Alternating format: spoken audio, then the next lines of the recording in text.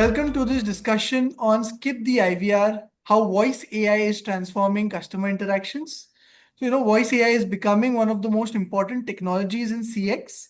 Industry has evolved from IVRs, which were, pre-recorded messages where you reply, press one to do this, press two to do this. Eventually going from speech to text, which were your Google, Alexa, assistants, right? And now it is being led by real-time speech-to-speech AI agents, right?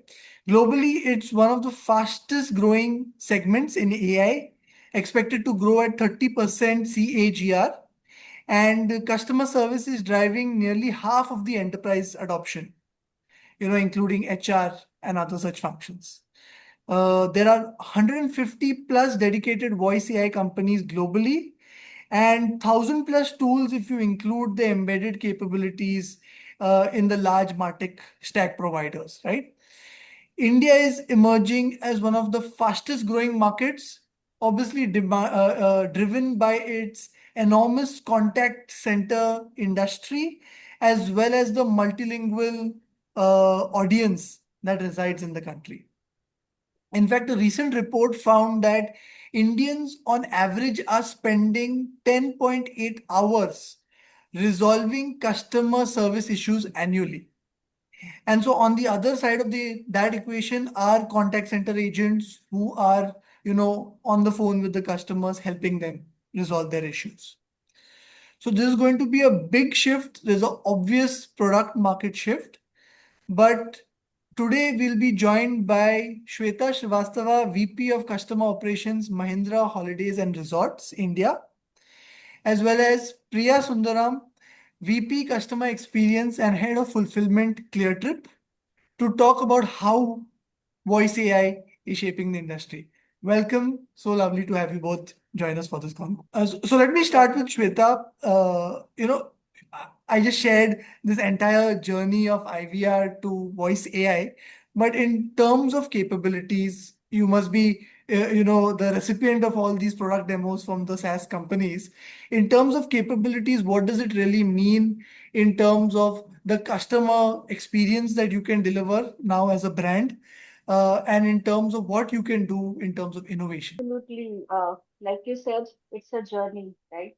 And we have seen going from DTMF IVR to at least coming to conversational AI, right?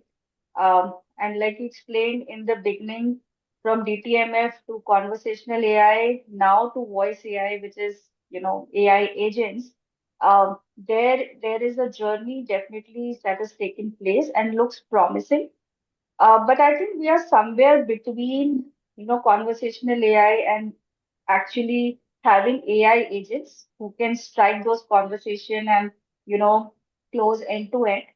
But this space is, I think, evolving fast.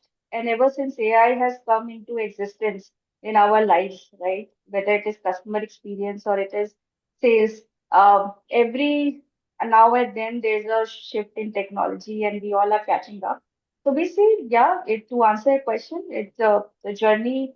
All the brands, I think, most of the brands are onboarded now, and they're looking forward to see how they can, you know, have their conversational AI now becoming AI agents, right? So that is where we all are, from my perspective. Absolutely, right. Large enterprises, and I'm sure even mid-sized enterprises are rapidly adopting voice AI. Some reports state that, by the end of this year, 80% of these enterprises will have adopted it, right? So Priya, in what's so enticing about the capability or the promise of voice AI, and where is it in terms of actual execution on ground results today, that excites enterprises so much about it? Okay, it's multi-layered question, Varun, first of all. And like Shweta said, it's a journey. Do we have, and especially travel, as you would know, it's full of anxiety, full of what if the flight gets cancelled, what if the hotel room is not there, and so on and so forth, right? So every journey we need to ensure, every line of business, we just need to ensure it's a hassle-free conversation and a hassle-free experience for the customer. Now, coming to voice AI, the first and the easiest one is, where can we plug in voice AI where we reduce the friction? And I can personally say that before even going to a B2C market, we wanted to test waters with B2B. For example, if a conversation can be held and completed, the first line item I would say is the intent. That if we have been able to build and train our bot to capture the intent and have a conversation with our partners, hotel partners, which was my first use case that I had picked up, was, say for example, you book your hotel through ClearTrip, we ensure that your room is ready. And how is the room ready? Because we let the hotelier know, other than the vouchers and everything, that hey, you know what, so and so customer is going to come, please ensure, and it is a confirmed reservation, please ensure that the room is ready. Now, earlier, where a human being used to do that, we transitioned it to a bot. The conversation is great, and we saw a containment rate that we were able to bring efficiency. Now, step two, how can we bring it to customers' domain? Train and build bot carefully, because it's already a very high anxious vertical, right? Travel people only call you, or in today's world people call brands only when they need help. So the art and craft lies here, where we are able to identify the intent and curate the conversation in a way that doesn't add on to the anxiety, but either solve it end to end, or elegantly give a handshake with the human agent. So that's the space where we are dabbling right now. Has AI solved the whole universe problem? I would say no. We are at the tip of the iceberg of experimenting it and slowly treading upon it, because at the end of the day, empathy exhibited by a human is something that comes naturally for all of us. But to train a bot, it's going to take some time. That's where we are. Absolutely. So, Priya, you focused on the post-sales interactions or the support interactions, which are obviously empathy is such a huge part of it, right? Shweta, what about sales, pre-sales journeys? It requires a bit of maybe an intuition of a sales leader that is built over years of experience, a certain kind of script and flow, and understanding how the customer is reacting. So how is voice AI actually being implemented in the sales journeys as you've seen? Fantastic question. I would say very, beautiful question. And let me deep dive a bit into it. So these are like intuitions, and a very strong salesperson, when they sit on the table to close the deal, they carry years of experience, right? It could be over the call, it could be face to face. But when we say intuition, it is actually a combination of multiple things, Varun. So, so let me just break it down into multiple things and then see how voice AI can is picking up, in current uh, scenario. So the first thing is, pattern recognition. So when you are having a conversation, salesperson will recognize the pattern. Oh, this is the conversation. This customer is showing the same pattern as the other customer who actually bought, or maybe did not buy, right? So that pattern recognition happens as the conversation is flowing, right? Then there is, contextual awareness and setting that a salesperson is able to do. Basis the conversation and multiple lot of info that is coming through, able to, create a comprehensive understanding of the discussion and which direction this conversation is going, right? You are able to assess. Then there is, how you're able to think creatively and reframing the entire conversation every now and then, right? You are going through the conversation, you are suggesting something, pitching something, you are getting responses from prospect, and you are continuously reframing it in your mind, right? You're able to do that. Then there is judgment that you take, and it is based on the conversation. You may call it strategic judgment. Oh, looks like that this person does have some budget constraints. maybe let me pitch a lower product, price point product, right? And say that the offers are almost, the features are almost same as earlier one, little, price point. As a salesperson, you are able to do it. And the last but not the least is emotional sensing of the conversation, the egos. And if it is like face to face interaction, there's a body language, there's a eye contact, verbal cues. But if it is happening over the phone, then also you can sense it through phone, right? Sense it through the tone. Now, if we see all these, if you collectively call it, you combine all of this is intuition of a salesperson and nothing else. So all of these things mixed together. Can voice AI do this? Pattern recognition, of course, right? Contextual setting, yes, of course, maybe partially not, but yes, can do it. Um, Reframing, yes, partially can be done. And if you train, it can get better and better. The last two things which I'm saying is taking a judgment and emotional sensing is something where still a physical or a human intervention is better than the, voice AI. Okay. If you see a totally opposite of it, which is like very process driven sales pitch, where you have an intent already, right? That means there's a consent that please, I want to buy a product, and there's already a great intent. Then you have everything checked out. Then the voice AI here is actually doing a good job, and the sales, the human can be replaced by agent AI, right? With the other, where there's a intuition plays a lot, which is a complex products that you're selling, which is like, for example, travel package, or it is selling a membership. Like in our business, we sell membership to our customers. Um, those are complex where you have to really show the value coming through the product if you buy it. There are, I think there are two, three steps we are behind where we voice AI needs to take a greater role in taking a judgment at the right time and pitching different products, which are more suitable to the prospect and probably, the emotional side of it, right? So that's how I will summarize. So yes, it is. We will, I think, in next maybe couple of months, we may reach there. But we are currently voice AI is able to do a very process-driven sales. Uh, in that environment, it fits better than the intuition-based selling. So Fantastic. that's So that's how I will summarize. Yeah. process driven workloads can't replace intuition of a experienced sales leader. It can be used in bits and pieces, right? Priya, coming to you, you also kind of viewed the same kind of frustration with the empathy part, still I think domain of a human expertise.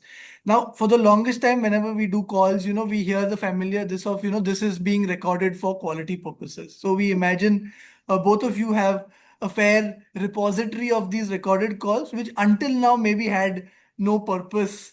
Maybe they were reviewed once in a while, but uh, beyond that, nothing. But how can you train voice agents with this historical calls?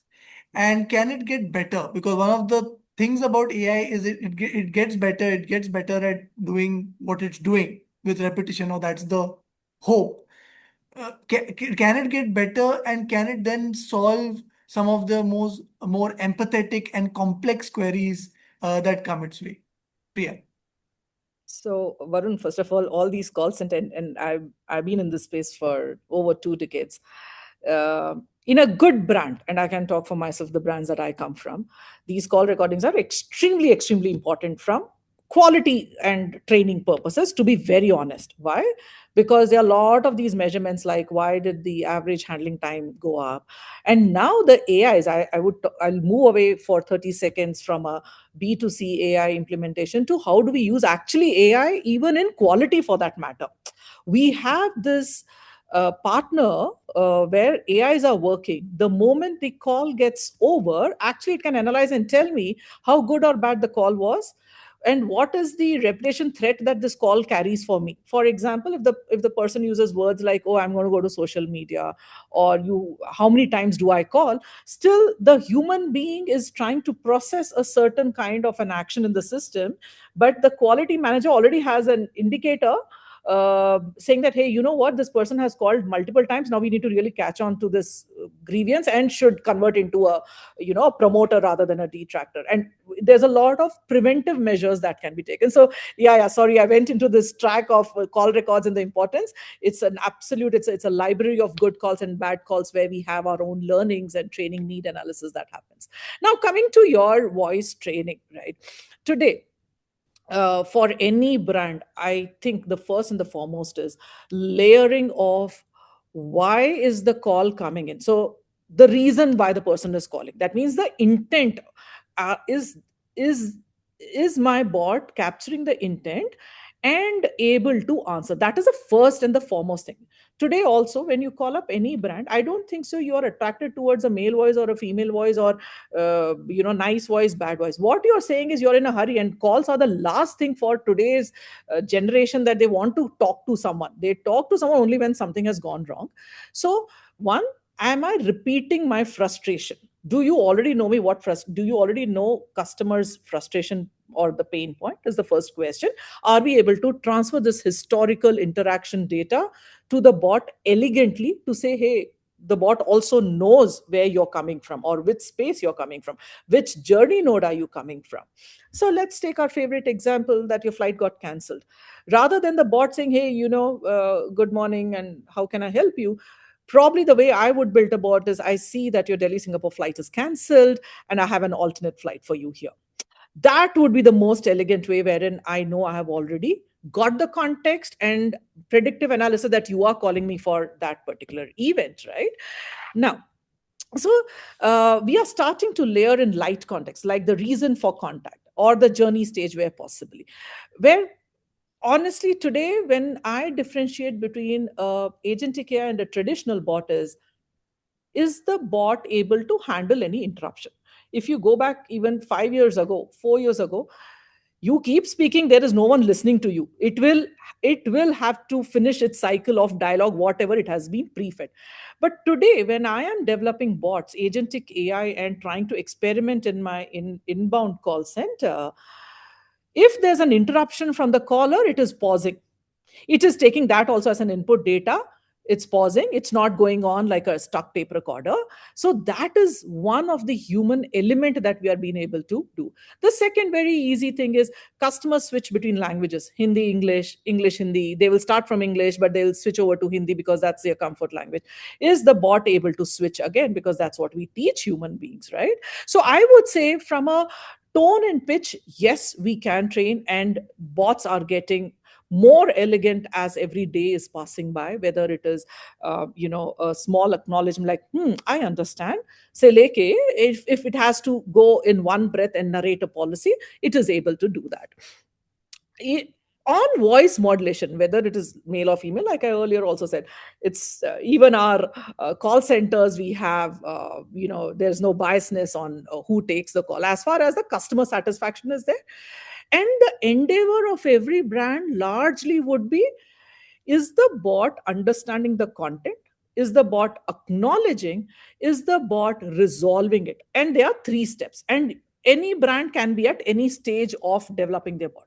For me, the first one is intent. Am I able to capture the intent? Am I able to acknowledge it? After that, it could be a handshake also, saying that, okay, the bot cannot solve it, but let me give an elegant handover without repeating anything or without getting into a loop, could be the answer.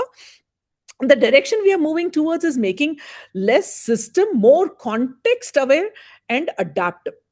This is to reduce customer effort meaningfully, and not just, okay, skip the queue only, but basically meaningfully reducing customer effort on any transaction.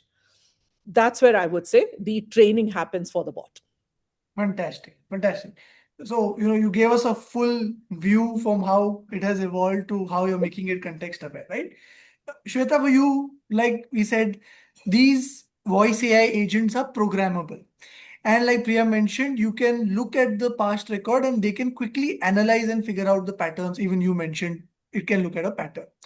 Now, knowing that, sales journeys have a certain amount of repeatable patterns to them, that there are certain questions that customers who are interested, who have an intent, they ask, and then customers who maybe not have an intent, there are certain behaviors and there are certain this they exhibit. How can you program these bots to be more effective, voice AI agents to be more effective? And the fact that there's capability that today I can make my AI agent sound like an Amitabh Bachchan, sound like some celebrity who has allowed his voice to be licensed to AI, right? Does that add an additional dimensionality to what you can possibly do in sales? Great. Great. So, uh, let me start with the first question on how can we make these voice AI or agentic AI effective in the sales process, right? Yeah, definitely. So whenever, this is my own philosophy of it, whenever we start designing any customer journey, my guidance to the team always has been that don't look for perfect conversations. Look for engineer it for failures. And what I mean by that is, while the happy path will always go as per, expectation, it is not ideal in the sales journey. So build your, voice journey, to cater that so that it can cater to the failure points. Yeah, it is a unhappy path. Um, and there could be many things that can happen in a sales journey. Issue with the price point drop there.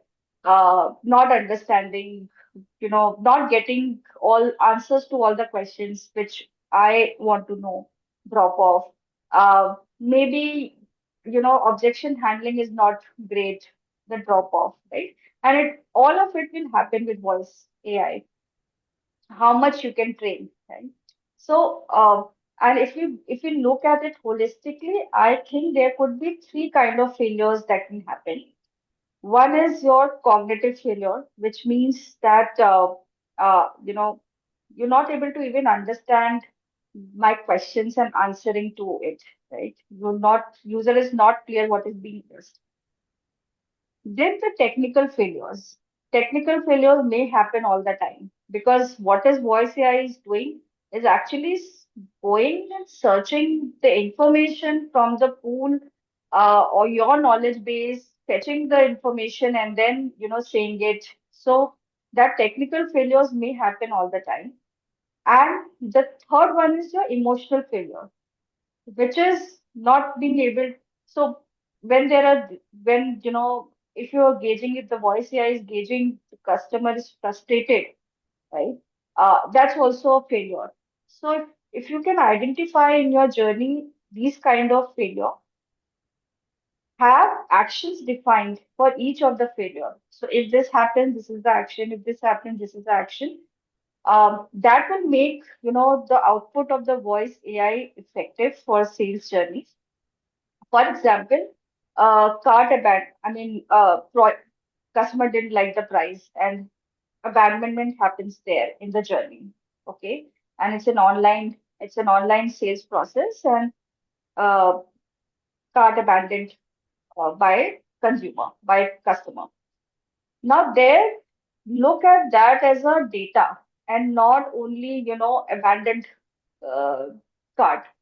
That's a gold mine of data for you. So have an action defined, queue it to, somewhere where it can be again pitched, again, attempted to, for sale. So have that action defined. Similarly for other failures, if it is technical, maybe queue it to some other, maybe to human also, and it can have another action defined to it, which is also automated. So this is how I think if you define the voice AI journeys, where the failures are also tackled very well. in the unhappy part that will happen, which will happen in the sales interactions. Uh, we cannot avoid it. I think then we can make it more effective. Fantastic. So I think that I Fantastic. hope I answered your question. Yeah, yeah. So that's how you program it. You look at the failure points where it can go wrong, and maybe you reinforce in those areas, right? So most of we've talked about right now is procedural things. What I'm really keen on understanding is now, since voice AI gives you so much additional scale to maybe your support or to your sales team without increasing that X number of manpower, right? So, coming to the conclusion of this, one of the interesting things that we talk about customer experience is that it's not just a cost center, but how to turn it into a profit center. And so, when it comes to voice AI, how are you not just looking at driving, you mentioned Priya, efficiency and reducing maybe the cost of servicing per customer, but actually look at things like upsell, cross sell, and customer delight that add a kind of incremental value and unlock more than, say, efficiencies. Varun, I totally loved your question. And honestly, being a CX head, for me, the department is not a cost center, even today, without bots. The reason why I say that is every interaction has to be so exemplary that the customer places his or her trust in the brand, because we were able to resolve his problem or his query so beautifully that he repeats the business. So in fact, one of the KPIs that my downline has is the repeat business from the customer if he has called us. So for me, it is not a cost center, it's a revenue generation. How do you do it? Now coming to your question, like I said, cross sell, upsell, we can train the bot. If an agent is doing it and it's an opportunity for us to sell, absolutely it can also be done with the bot by training the bot at the right place or the right journey notes that we can do. How can you really use it to do what we all often talk about is, turn CX into a profit center and not a cost center, right? And so things like uh, upsell, cross sell, things like actually driving some innovation that improves the customer experience or causes some kind of customer delight, right? Priya, you mentioned up till now AI agents have been very effective in driving efficiencies, maybe increasing productivity of teams, reducing the cost of servicing per customer, right? But what are the exciting opportunities you see in terms of uh, transformation, both in terms of upsell, cross sell, as well as the customer delight piece? Priya, you can go first, and then Shweta, you can share your view as well. Sure. And I'm not going to limit it only to a voice AI perspective. I'm also going to look at our online journeys when I'm going to talk about it. And there's a huge, huge uptake if we build it correctly. And like Shweta also mentioned, right, wherever the failure point is, one is to go and look into that. The other is the opportunities that you have, and we have rich data sitting with us. For example, and you talked about upsell and cross sell. So first, voice AI, I will talk about it. Can you replicate it? Absolutely, you can replicate it. Have we done it? No, not yet. We have not reached there because we are still doing the happy flow, like Shweta said. First, let's pick up the intent capturing, and wherever we know it does not frustrate the customer, then comes the second part, which are the tougher journeys that we can think and can take a risk of building it and ensuring there's a success also coming out of it. Now the third aspect to this is, let's say if every call that comes to me and I am in a position today with the human agents to upsell and cross sell something. For example, if this is an air call, do I have an opportunity to cross sell hotel? Will I lose this opportunity for if I go into bot? No, absolutely not, because this service offering is built and it's a happy flow anyways, because I'm offering something to the customer and nudging the customer to go ahead and book seat meal or a hotel or packages with us and so on and so forth. Can it be done? Absolutely, it can be done. Today, other than the voice in other channels, how we are doing is we have rich data sitting with us saying when is that the customer goes and books a seat or goes and books a meal with us, right? Can that be a transformational for an AI to go ahead, nudge the customer at the right time and say, hey, you know what? This is the time for you to pick up a meal and a seat and do a web check-in, correct? So absolutely yes, and it can be done. A bot can be trained, voice and non-voice both, to carry on this process without impacting sales. In fact, it will up the sales also, because you can nudge at the right time zones and at the right times to the customer, given the rich data study that one can analyze and embed these logics and train the bot. I Fantastic. hope that answers your question. Absolutely. Shweta, your POV? Totally to what Priya is saying, right? Um, and what you said is turning contact centers from cost center to profit center. I think this has been the theme ever since AI has come into the play, Yeah. and we all are, it. I have been driving this in my organization wherever I've worked aggressively. The contact center should not be any more the cost center. They should be able to do upsell and cross sell effectively, given that we have the technology now. And if you see, Varun, these are not new areas where technology has been tapping in. Like in Priya's case, for Europe, in the in hospitality, in travel, everywhere. Now, if you book a flight, it will tell you the option of you can book a hotel, you can book a car, you can book so many things. Its system itself is in the customer journey, it is built. It will understand your needs. It will just pitch, right?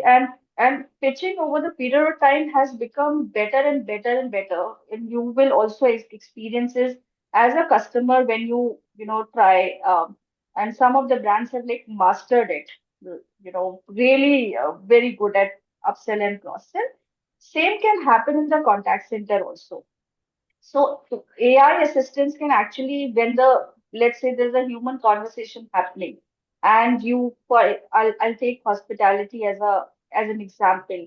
Uh, Somebody wants to book a room in a hotel and in our resort, and agent has it's and needs some agent help instead of booking online. Um, and talking to an agent suggested something, right? Now there's an opportunity. AI can actually suggest assist agent in saying that human agent, saying that now you have an opportunity to pitch this also. And taking help of AI, we can pitch and cross sell on the same call.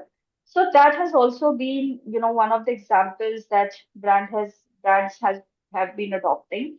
So yes, I think to summarize, it is cross sell and upsell is I think happening for some time now, and with AI and I think voice AI, it will get better and better. So you have your use cases in mind, you have what you want to do in mind, but the technology has to make that journey there. I think it's not there yet. So let me come to the audience side of things. If I draw a parallel to Gen AI and marketing, right? Marketers are using Gen AI in a huge way to drive creative production, right? But on the audience side, when it looks and feels like a AI generated image, there has been some backlash in few select cases, right? So on the voice AI side, when your customer knows that or finds out that he is interacting with a bot, right? And maybe the feeling is that, oh, this company doesn't respect me enough to maybe engage me with a human agent. They're sending a voice bot to engage with me.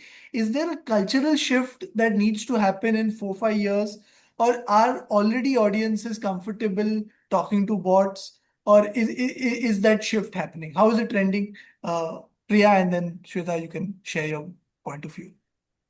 Sure. So, Varun, it's going to be a journey where there is going to be a shift, and that's where I think while voice bots, not the agentic AI, were available even 5 years, 6 years before also, Lot of industries stayed away because, if a customer is calling, they need an answer. So not getting into the loop, or only a straightforward question answer could have been answered. And brands are very conscious, right, about what they want to shift to the bot part of it.